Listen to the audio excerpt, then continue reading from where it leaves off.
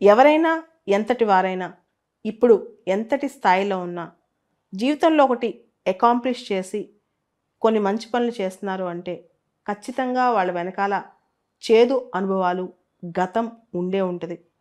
ఆ గతంలో వాళ్ళు చాలా సవాళ్ళు, హ్యూమిలియేషన్, హార్డ్‌షిప్స్, ట్రబుల్డ్ వాటర్స్ అన్నీ ఫేస్ చేసి ఉండొచ్చు.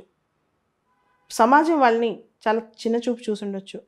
కొంతమంది వాళ్ళని వదిలేసి వెళ్ళిపోయి ఉండొచ్చు. ఎన్నైనా జరిగుండొచ్చు. ఇదంతా ఆ మనిషిలో ఉన్న గతం అనమాట.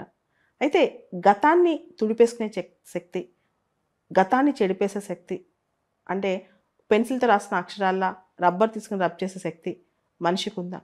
జరిగిపోయిన సంఘటనలు, జరిగిపోయిన తీరు, ఎళ్ళిపోయిన మనుషులు ఇదంతా మనల్ని మార్చే శక్తి మనకుండదు. ఎందుకంటే ఆల్రెడీ అవన్నీ అయిపోయాయి.